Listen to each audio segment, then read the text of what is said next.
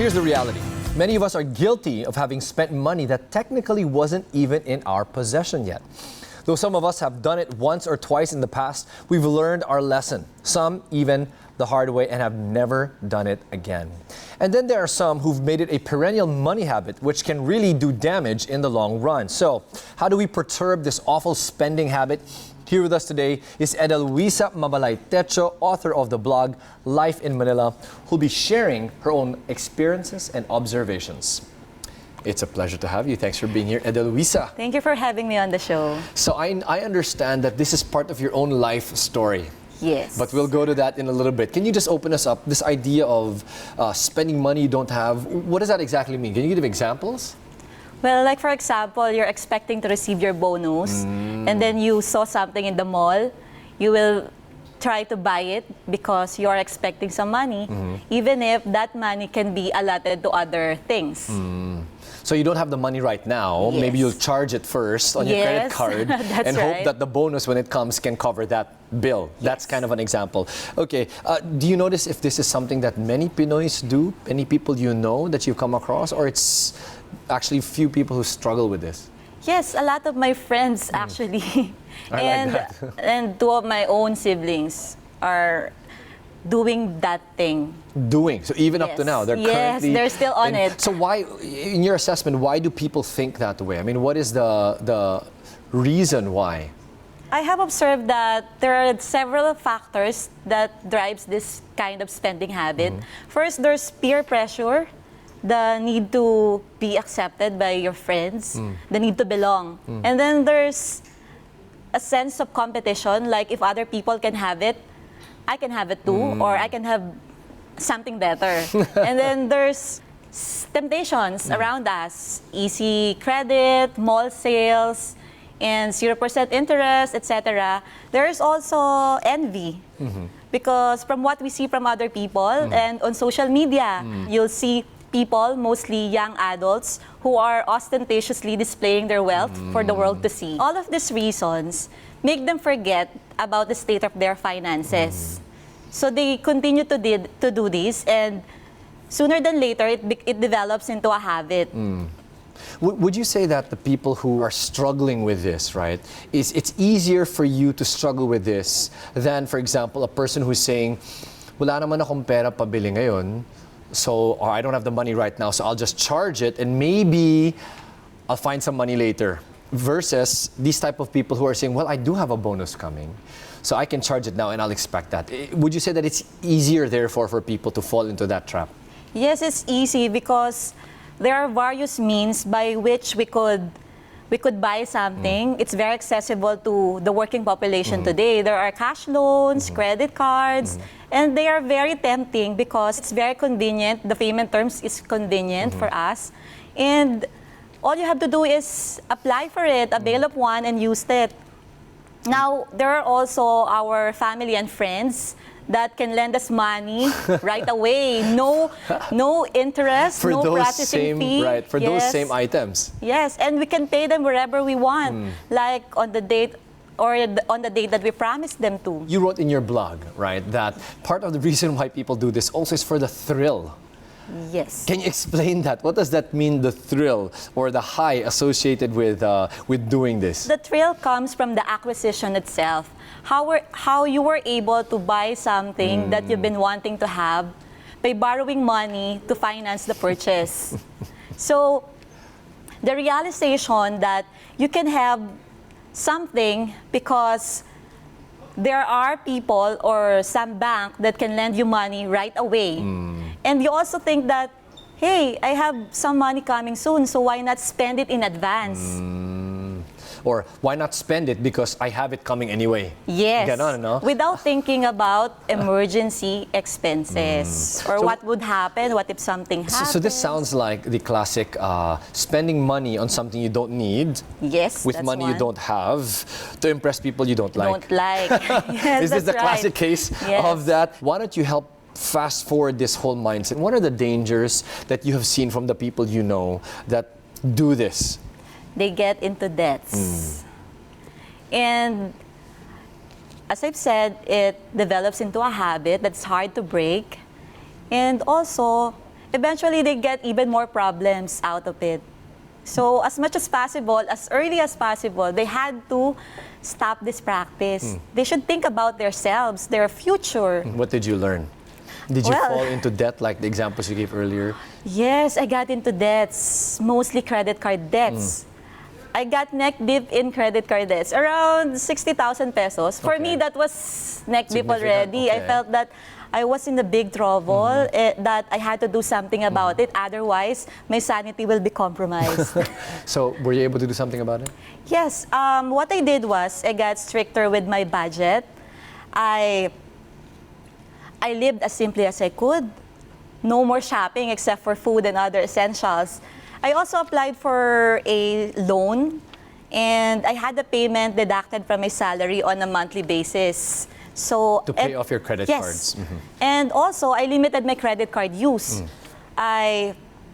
What I did was, I listed down all of my credit card debts in an Excel file, and I monitored my payments. And I kept reminding myself to just pay, and pay. Well, it took a lot of discipline from me, but eventually, just after a year, I was able to succeed in being credit card debt-free. Wow. And what about the loan? Is that still ongoing, the loan that you used to No, be I able to applied pay? for it just for a year. So it's all done. You have no Yes. more debt. Yes. Congratulations. Let me shake your hand.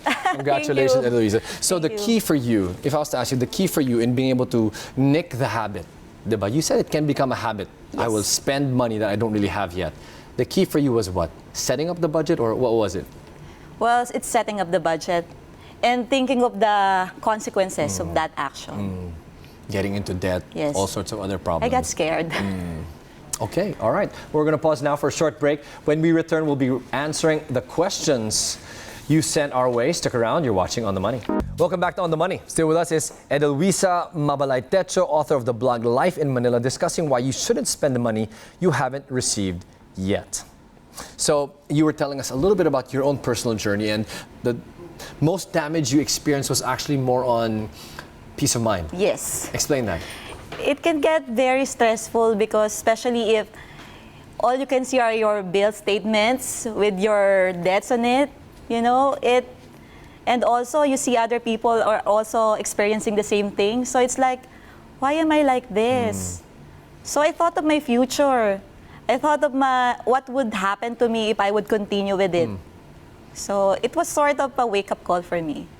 And that helped prevent you from doing it moving forward Yes. to this day, which is why I shook your hand, right? Yes, Congratulations thank you. again. Here's a question now from Coyote. When is it justified to spend money you don't have yet? Is it only for an emergency? That's a good question. Well, ideally, it is unjustifiable as it's considered bad money practice. Okay. But then if you're left with no choice, like you're trying to save someone's life, then I think the act is justified.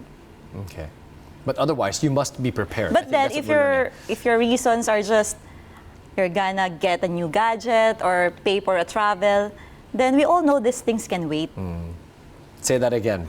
We all know, We all know these that these things can wait. That's right. Because I think that's what the thrill is you're talking about, right? Yes. Kaya ko nang bilhin to ngayon. Kahit wala pa, okay lang. May credit card. I have all these other deals, right? I now make this my motto that if I can't be content, I should be patient.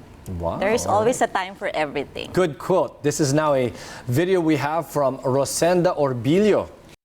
Tanong ko lang bilang isang Filipino teacher, paano ko matutulungan yung mga estudyante kong maging open yung pag-iisip nila tungkol sa tawag dito, yung sa paghawak ng pera? Well, unfortunately, money lessons are not taught in school. And that's one of the reasons why a lot of Filipinos are financially illiterate.